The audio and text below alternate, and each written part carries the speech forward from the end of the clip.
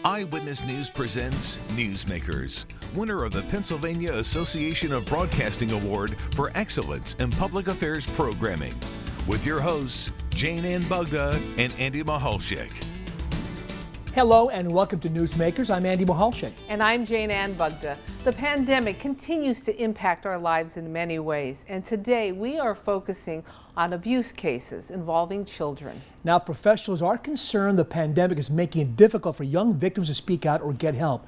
Our panel of experts will weigh in on the topic and tell us how you can help. We'll introduce you to our guests, and our conversation will begin when this edition of Newsmakers returns right after this.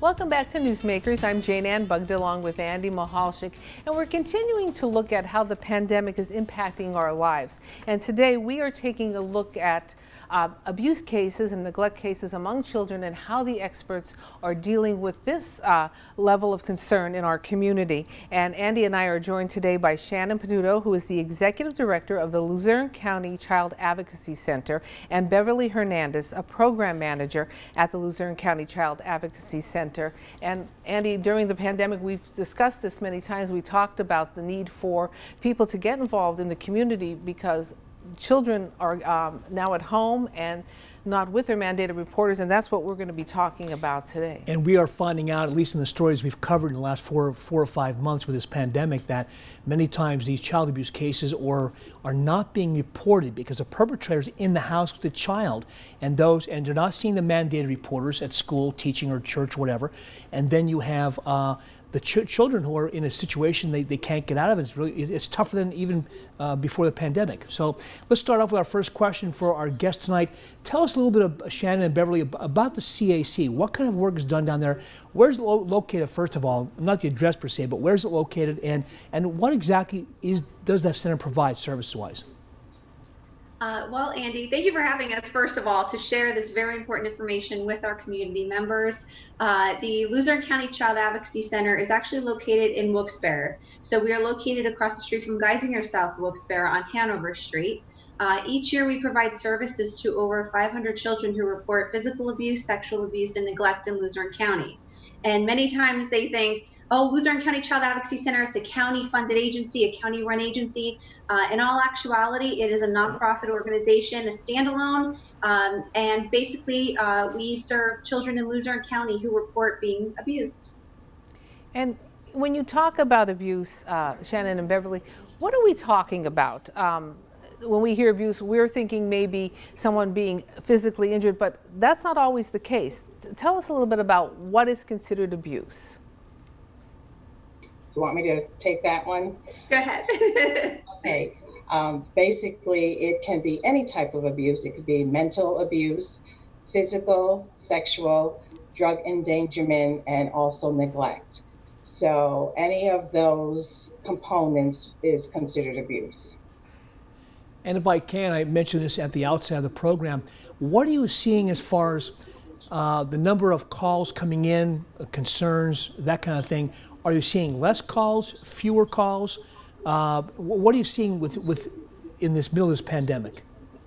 Our calls have been significantly down, and the main reason is the pandemic. So usually we have over 500 cases a year where there's disclosures of abuse, and we need to provide services to children and families. But with the pandemic, between January and June, we are already 117 cases behind where we were at this time last year. So there's a significant decrease when the pandemic hit and everything being shut down, children being at home with their abusers. Because of that, there's nobody in the community reporting because these children are stuck at home with the abusers who are taking advantage of these children.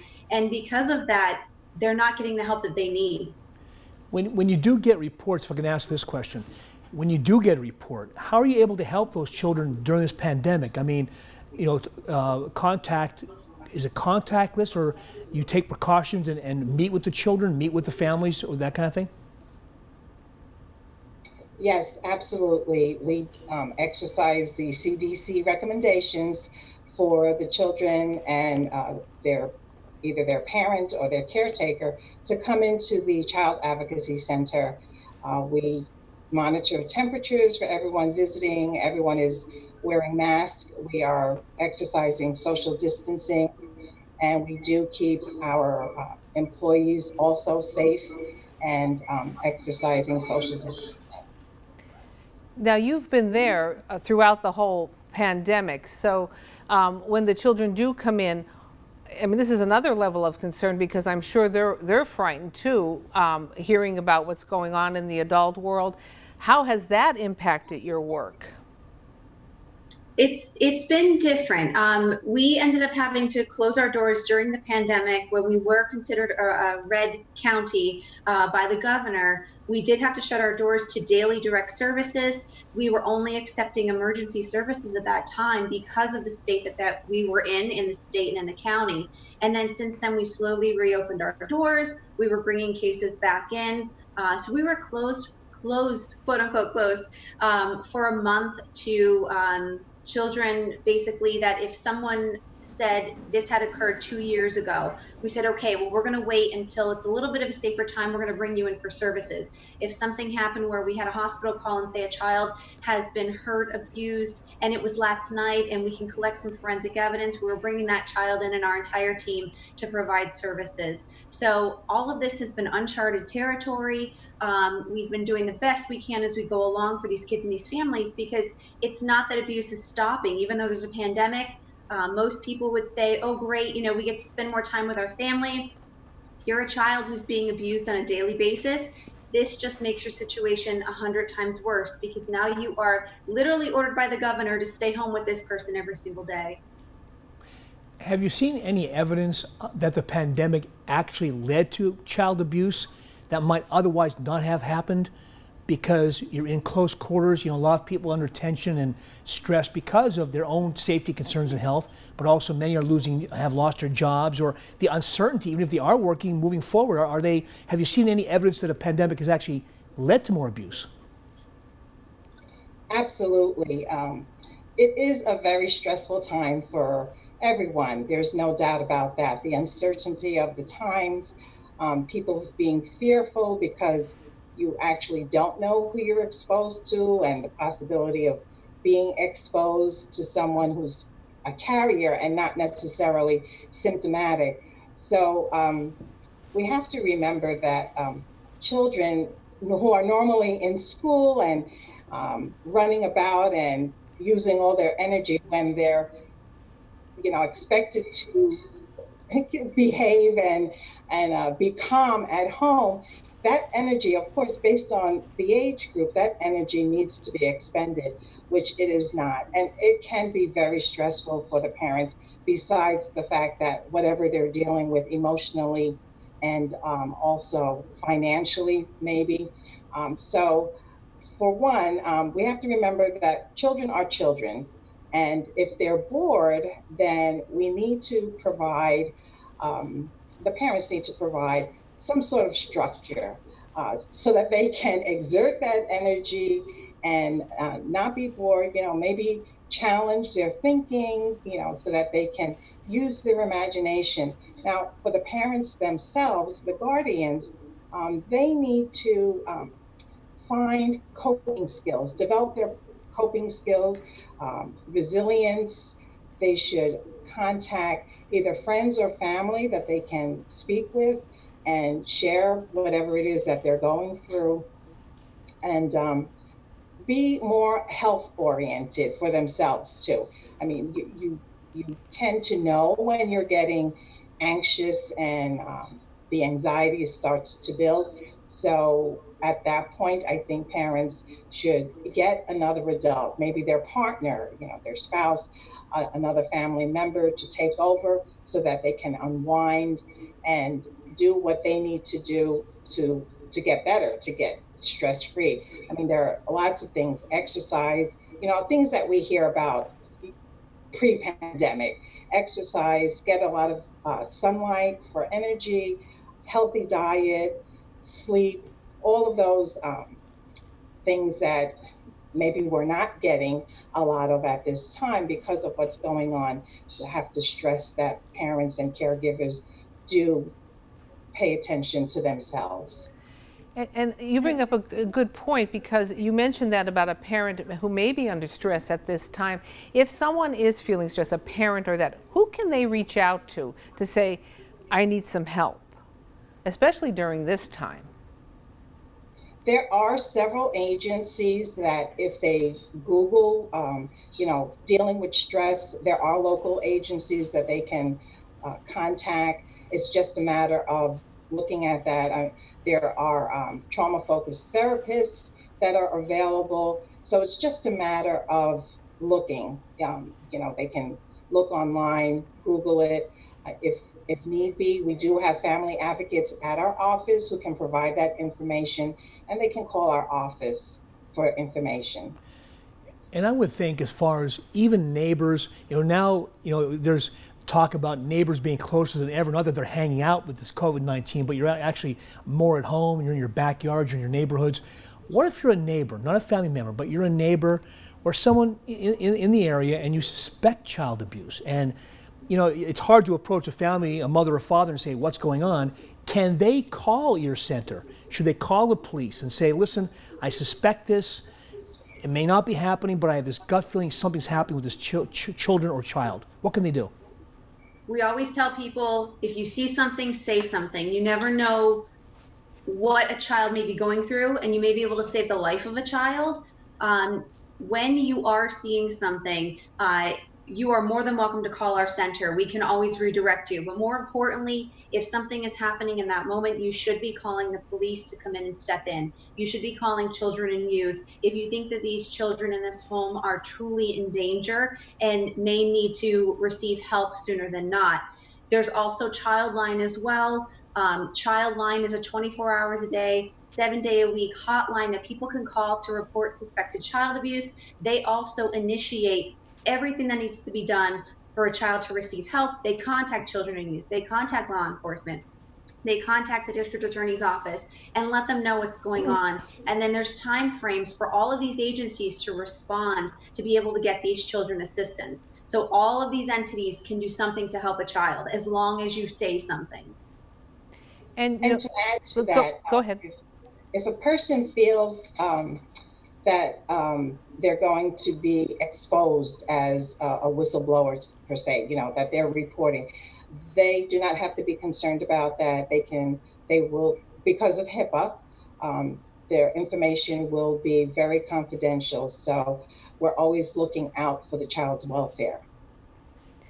And ladies, with the schools being closed, you lose a great resource there, because teachers and school staffs are your mandated reporters. When we start going back to school, do you think that your numbers will be going up? Yes. So we have been waiting for that tidal wave of reports to hit. And with the pandemic lasting longer than we could have ever imagined, we expected it to come sooner than not. So we assumed in summertime that maybe that would be coming through when things were returning back to normal, but children never returned to school. So now come September, when the schools are back in session, we foresee a lot more reports coming through to us, to Childline, for children who have experienced abuse. And it won't just be immediate abuse that's happening right then and there. It will be abuse that has been happening all throughout the pandemic that's going to be reported. And the sad commentary there, Shannon, when you said the question was, do you expect reports to go up? And you said, definitely, you didn't hesitate. Yes. It wasn't like, well, we're not so sure, because you know what you see on a typical year. And we've covered so many reports at your center. You guys do fantastic work. And that's a sad commentary for 2020, that you would think that anyone still in their mind thinks it's okay to abuse anybody, especially a child. Correct. And when you're talking, I want to go back a little bit here, though. When you mentioned about calling Childline, just take us to the process. If someone does suspect abuse, a neighbor now, or even a family member, what do they do when you call that line? Who are you speaking to and what do you have to tell them as far as what's going on? And then what happens after that? They are speaking with a specially trained person at Childline. So as much information that you can provide, name, address, whatever it is that you have, what's happening, what you think might be happening. Um, they need all of that information, and then they can take that information and direct it to the proper authority, whether it be law enforcement, children and youth, the district attorney's office. So as much as information that they can gather is imperative. And Shannon and Beverly, I know again from being down at your center several times, first of all, it's really a homey atmosphere. I mean, it makes you feel welcome and warm for a child, of course, but you also have what's called a forensic interviewer, a person that knows how to interview a child without leading them in any one direction, but getting the information, the truth, making them feel comfortable. Just expound on that a little bit. Sure. So a forensic interviewer, it's a very fancy name, but basically it is somebody who is specially trained to work with children and specifically to speak to children who have disclosed abuse. These children, you don't want to keep interviewing them over and over. So we actually send individuals down to Alabama to receive specialized training to bring back to Pennsylvania so that they can sit with the child one-on-one and have a conversation. So many times you think of an interview happening, you assume it's an interrogation. We're asking a lot of questions. We want to get to the meat of what's going on. And actually it is a non-biased, non-leading, child-led conversation. So if the child does not disclose abuse, we don't go in and ask specific questions about what happened. We let the child lead the conversation. We want to make sure it is child focused. We want to make sure that the child is comfortable. And if at any point the child is not comfortable, then we are shutting down the interview. And we can always have the opportunity to bring the child back if need be. But first and foremost, our center, our process, our services are always child focused. And may I add to that? By the same token, as part of the process, we do have trained medical forensic examiners.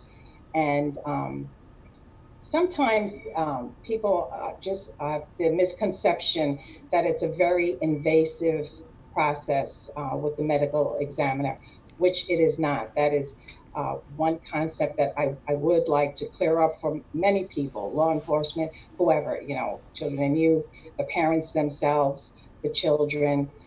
It's a very calm atmosphere. Our examiners are extremely professional and they are very calming to the children. The children have no issue whatsoever coming back, getting their vital signs done, and then sitting and chatting. And basically it's very relaxed atmosphere. And it's a time that the child can, if they feel that they need to speak to someone and divulge more information or disclose more information, they are very comfortable doing so. The examination itself is similar to a well visit with your family doctor or your pediatrician. So, so that people are at ease knowing that. I think that's very important. That is half of the process of people coming to the center, because a lot of people are fearful of what happens at our center. But to reiterate what Shannon has said, I look at our center as a safe haven for our children that have been abused. And sometimes they feel so safe, they take off their shoes and they don't want to leave. So it is. It's true. And that's wonderful that we have this in our community, and that we know that if something is wrong in a child's life, that they have a safe place to go. We are going to take a quick break, and when we come back, we'll continue our conversation about abuse and the pandemic. You are watching Newsmakers, and we are a proud recipient of 3 Pennsylvania Association of Broadcasting Awards for Excellence in Public Affairs Programming. You can catch us on pahomepage.com or under the Newsmakers link, and we'll be back right after this. Welcome back to Newsmakers. Jane Ann Bugd along with Andy Michalczyk, and today we're joined by Shannon Patuto, who's the Executive Director of the Luzerne County Child Advocacy Center, and Beverly Hernandez, Program Manager at the Luzerne County Child Advocacy Center. And we're talking about handling cases of abuse during the pandemic and how difficult it is and what you can do as a community and as a family. But one of the questions we want to ask is concerning the internet. You know, social media, everybody's online now, everybody's connecting that way. What kind of danger does this bring if parents need to keep an eye on their children online now that there's more computer time at home? Absolutely, Jane. That is one area that our medical examiners cover with both the child, depending on their age, and their guardian, their parents. There should be parental controls on all of the apparatuses the electronics that the children are using. Computers, cell phones are a big culprit when it comes to monitoring that. They should have guidelines for their children. They should set times that the children are on their cell phones or on the computer, just so that they're not on all the time, that they're not connected constantly. It's not good for children to be just on, the computers, whether it be video games or if they're texting or there are other terms that they're using with texting that we're getting a lot of that at our center. Once again, our medical providers are stressing that the importance of the monitoring of all the internet access and the activities. Monitor social networking, texting. Those are really big culprits. And I think the age of just assuming that what's going through to the children is innocent, we cannot assume that. We have to be very strict about watching what our children are seeing and hearing. And we need to make sure as well that if there's so many devices in homes today, and children who are 5, 6 years old can pick up any device, use them. Children as young as 8, 7 years old have cell phones themselves now. We need to make sure that all of this stuff that we're doing, seeing, experiencing is happening in general areas in homes. Parents have passwords to all of these apps, cell phones, tablets, anything that children have. You're also going through periodically, surprisingly getting them through, basically giving them a surprise and saying, hey, it's time to go through your phone. Don't make it a scheduled event on every Monday night at 8 o'clock I go through your phone. There are so many apps out there that children have that can hide information on their phones. And a big thing that's happening right now is sexting. There are so many children out there who are sharing pictures of themselves that are so inappropriate, and they're so young, they're not realizing the impact of what these pictures are going to do and how long they're going to be on the internet for, which is forever. They never go away. So we really want to stress all of these things to parents, to be involved, be knowledgeable. On all of these apps, there's a new app every single day. Please stay educated on all of these apps, and don't just let your children be the ones who are being the experts on technology in your home. Okay, let me ask you about funding. I know, and Eyewitness News is a proud supporter of your center, and I personally and Jan have been involved in your fundraisers over the years, and it's a great group. But this year, how have you been impacted? I know your big fundraiser, I believe, was postponed this year, or you did something virtually. How has the pandemic impacted your funding? And if somebody's watching this right now and says, listen, I can help out, what should they do? This year has been very rough. We have had to cancel every planned fundraiser that we had this year. So we usually have our annual gala, which brings in thousands of dollars for the Center for Direct Services. And all of our services are free to the public. So the money that we bring in pays for these services. We usually plant pinwheels on the courthouse lawn, one for every child that has disclosed abuse in the prior year. We couldn't do that this year. We had a harvest festival planned for the fall, and with what's happening and continuing to happen, we had to cancel that for this year. So if anybody is saying, how can I help out? Please make a donation to the center. We are very grateful for what comes through. The money that comes in goes directly back to providing free services to all of these children. That is what we do best. The medical examinations, the interviews, the advocacy services, the referral out for mental health services, all of that is covered. And we never ever want to have to close our doors to say, I'm so sorry, there's not enough funding to be able to keep our doors open to serve you after you've disclosed such trauma. So we encourage people to please get involved. There's a lot of wonderful people who have been doing third-party fundraisers for us. So they are hosting their own fundraisers, and all the proceeds are coming to the center. On August 1st, we're actually having a purse bingo It was actually a first whiskey and cigar bingo that was going to be happening. And instead of happening, we had to change it up a little bit. So it's happening at the Luzerne County Fairgrounds on Saturday, August 1st from 5 to 7. It's now turned into a large raffle where everyone can come in, put their raffle tickets in, and then also leave right away, following all CDC guidelines and being safe. But all the proceeds are coming to us and also to the Luzerne County Fair as well, because they are also having a difficult time. So it's different scenarios like that that have been so helpful to the center and to the children in our community.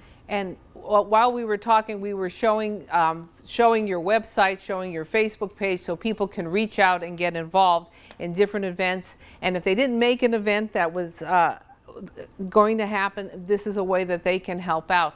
We also want to remind everyone that we do have information on today's program on pahomepage.com under the Newsmakers link. And we want to, Shannon and Beverly, we have under a minute, so we do want to stress you just quickly, what can someone in the community do if they see something?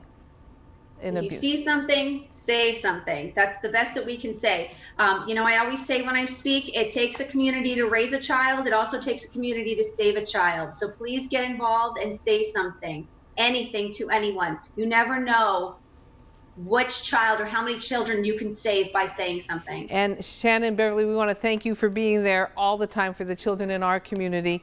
And thank you for joining us today. For Andy Michalczyk and everyone behind the scenes, I'm Jane Ann Bugda. Thank you so much for making Newsmakers part of your day. Check us out on pahomepage.com under the Newsmakers link, and we'll talk again next time.